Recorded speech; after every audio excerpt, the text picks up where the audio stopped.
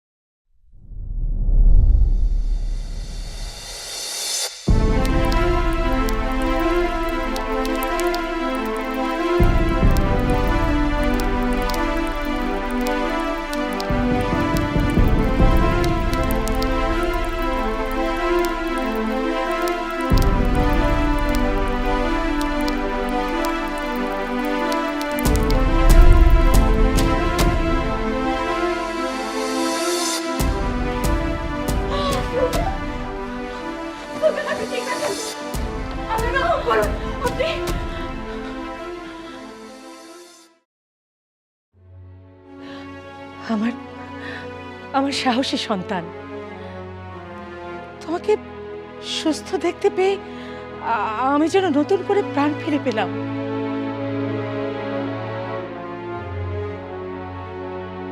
আল্লাহ মহান, আমাদের রক্ষা করেছে। বারবেক, দ্রুত হাকিমকে ডেকে নিয়ে এসো। যাও। থাক আমিজান।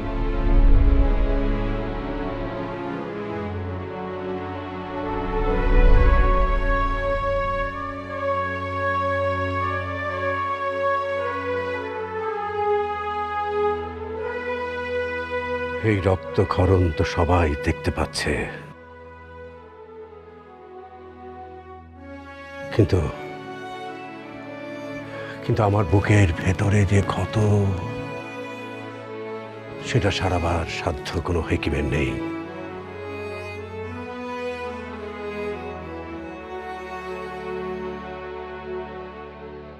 আমি আমার ভাইদের দাবি অনুযায়ী জিয়াদের পুত্র সোহান খিলজিকে যুবরাজ ঘোষণা করতে চলেছি।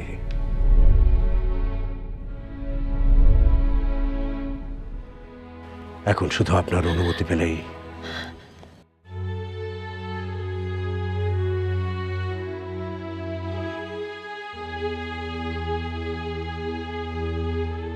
তাহলে তাহলে রক্তক্ষরণ কেন?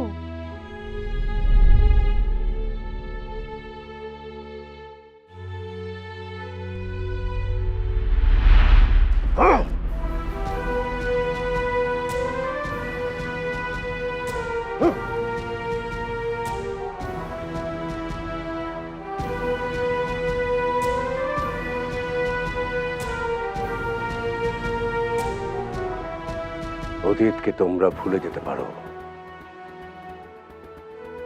কিন্তু সুলতান জুলফিকার খিলজি অতীতকে ভোলে না। অতীতকে নিয়ে কাঁদতে বসে না ঠিকই, কিন্তু অতীতকে নিয়ে সে চলতে জানে।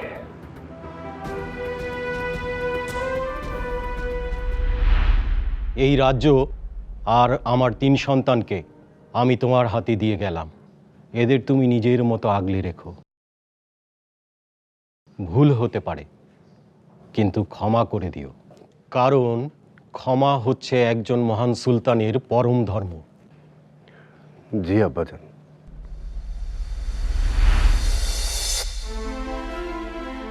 আব্বাজান জীবনের শেষ মুহূর্তে যে কথাগুলো বলে গিয়েছিলেন,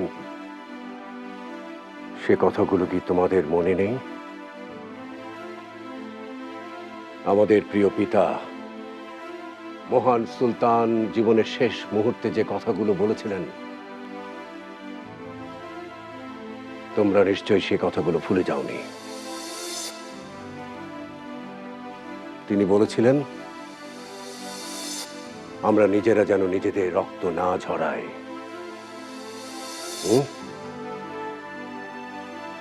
এবং আমরা তাকে সে কথা দিয়েছিলাম। আমি তা অক্ষরে অক্ষরে পালন করেছি। কিন্তু তোমরা রক্তের খেলা বন্ধ করনি। সন্তানের মতো পরম সুখ থেকে আমাকে বঞ্চিত করেছ। এর থেকে যদি আমার শরীর থেকে রক্ত ঝরাতে, তাহলে বোধহয় কষ্টটা আমার একটু কম হতো।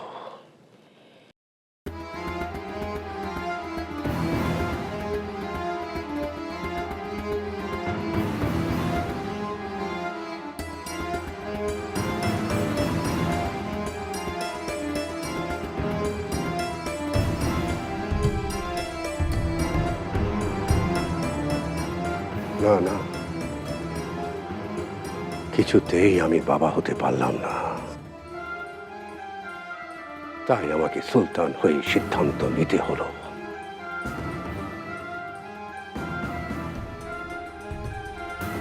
আজ যদি আমি বাবা হয়ে সিদ্ধান্ত নিতে পারতাম,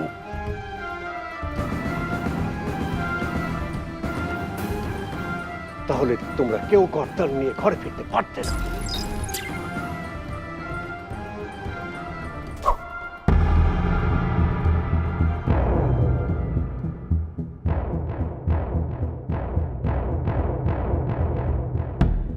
ঠিক আছে, এই সাম্রাজ্যের শান্তির জন্য তোমরা যা চাও আমি তাই মেনে নেব।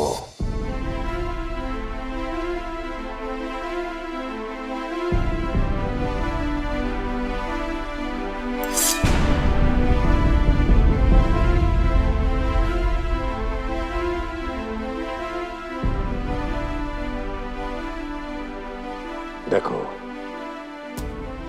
ভালো করে দেখো।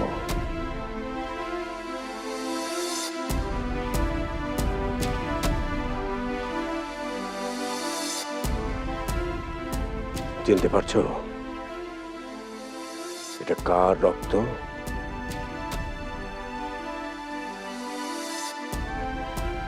এটা সুলতান। এটা সুলতান জুলফিকার খিলজির রক্ত। কিন্তু সুলতান নিজের ভাইদের রক্ত কখনো ঝরতে দেবে না।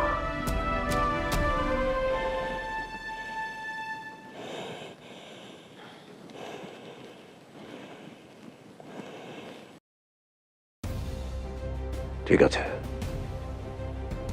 আমি তোমাদের শর্ত মেনে নিলাম। আমার প্রিয় ভাতিজা জিয়াদের পুত্র যুবরাজ সোহানি হবে এই সাম্রাজ্যের পরবর্তী উত্তরাধিকার।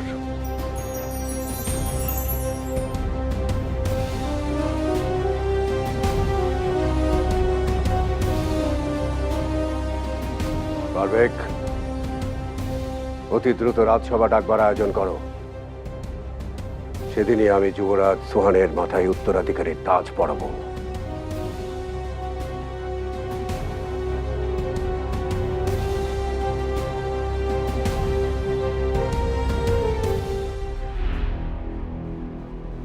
সুলতান, আমার আমার সারা জীবনের শুধু শুধু একটাই কষ্ট।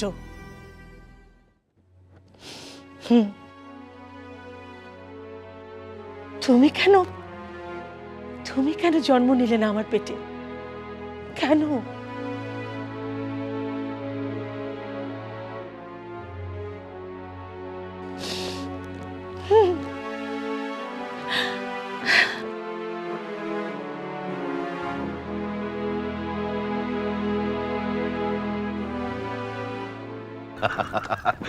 এইভাবে যে সুলতান সবকিছুতে রাজি হয়ে যাবে সেটা আমি কল্পনাও করতে পারিনি। তাও আবার বিনা রক্তপাতে ভাইজান। কিন্তু গুপ্ত ঘাতকদের যে বলা হলো, এখন তো তারা জানতেও পারবে না। ঠিক, কিন্তু তাদের তো আটকাতে হবে ভাইজান। ওদেরকে ওদেরকে আটকাতেই হবে, কিন্তু ওদের চিনব কি করে? ওরা প্রত্যেকে মুখোশ পরা ছিল। ওদেরকে তো এখন দেখলে আমরা চিনতেই পারবো না ভাইজান। কাউকে বাধা দিতে হবে না। যতক্ষণ না আমার ছেলে সিংহাসনে বসছে, কাউকে বিশ্বাস নেই। কিন্তু ওরা যদি আজ রাতে সুলতানকে হত্যা করে ফেলে, তাহলে কাল সকালে ঘোষণা কি দেবে? তাহলে তো কোনো বাধাই থাকলো না মাহমুদ। তাহলে তো নিয়ম অনুযায়ী সুহানি মসনদের অধিপতি হয়ে যাবেন। এই কথা ভেবেই খুশি হন ভাইজান। এখন সেনাপ্রধান ওয়ালিদ পাশা, বড় বোন জারিনা যদিও আমাদের পক্ষের, কিন্তু তার স্বামী ওয়ালিদ সুলতানের অন্ধ ভক্ত। আর শেষে দেখলেন নিজের বেগমকে তক্তে বসিয়ে দিল, আর আমাদের গর্দানের উপর তলোয়ার ধরল। ঠিক ভাইজান, এত সহজে যে জিনিসটা হয়ে যাচ্ছে তাকে এত কঠিন করার কি মানে আছে ভাইজান, বলুন তো? ঠিক আছে, চলো দেখি ওদের আটকানো যায় কিনা। এসো।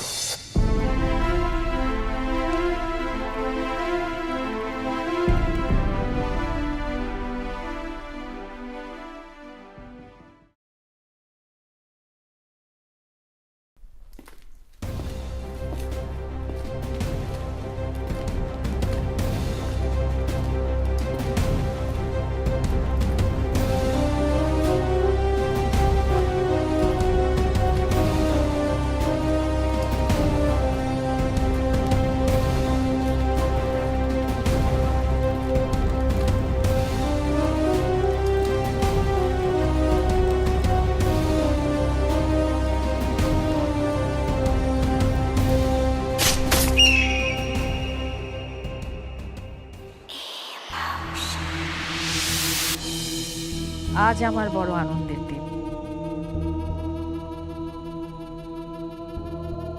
কাল থেকে তুমি হবে যুবরাজ।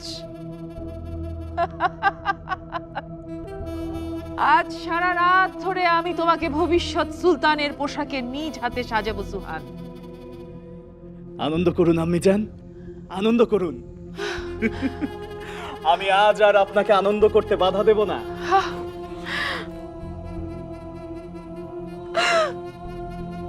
আর কদিন পরেই তুমি হবে এই সালতানাতের সুলতান। আমি হব বেগম সুলতানা, সুলতানের মা, রাজমাতা। সমস্ত পৃথিবী বর্ণে গন্ধে রূপে রঙে আমার কাছে নতুন হয়ে ধরা দেবে। এই সুবেহ বাংলার সালতানাত পুরোটাই হবে আমার। আমার এক ইশারায় বদলে যাবে সুবেহ বাংলার ভবিষ্যৎ।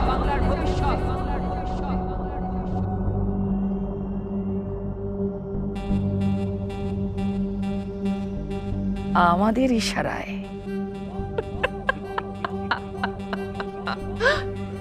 আমার আমার তো বিশ্বাসই হচ্ছে না। আমি স্বপ্ন দেখছি না তো। স্বপ্ন নয় আম্মিজান, স্বপ্ন নয়। চিমটি কেটে দেখুন, দেখুন না, দেখুন চিমটি কাটুন।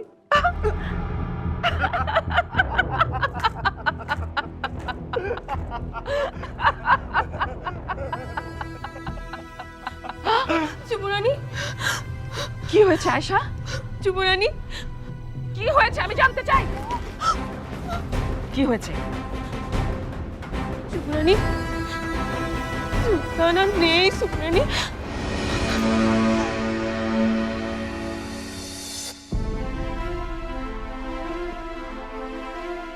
সুলতান, সুলতান আর নেই। তবে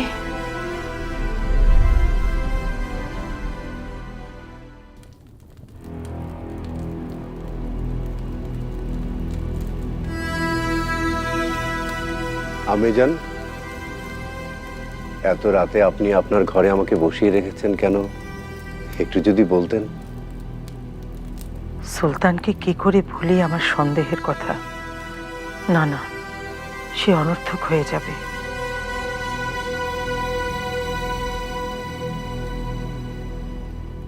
আমি চাই এই রাতটুকু তুমি আমার কাছে, আমার চোখের সামনে থাকো। তাহলে আমি শান্তি পাব। আর কোনো প্রশ্ন নয়, এবার একটু শুয়ে থাকো। আমি এই কটা প্রহর জেগেই থাকতে পারবো।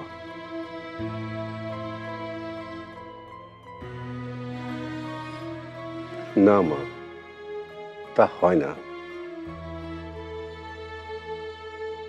আমি ঘুমোবো আর আপনি জেগে থাকবেন।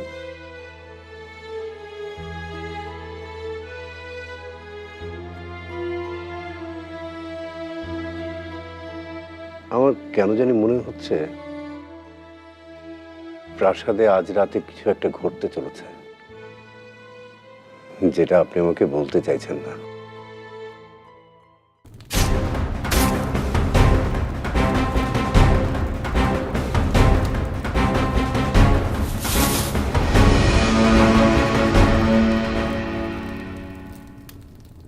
না, কি আর হবে, মা তার ছেলের সাথে একটু গল্প করতে পারে না?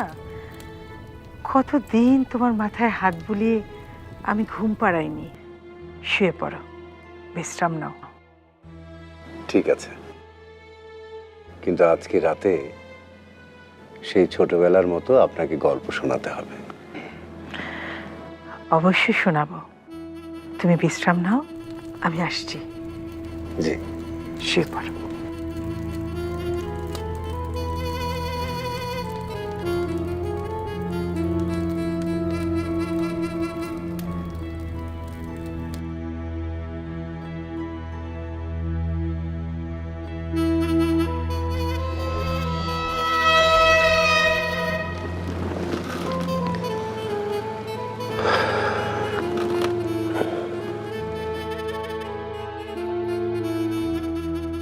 এতক্ষণে হয়তো নিশ্চয়ই কাজ হাসিল হয়ে গেছে। হে আল্লাহ, তুমি হেফাজত করো।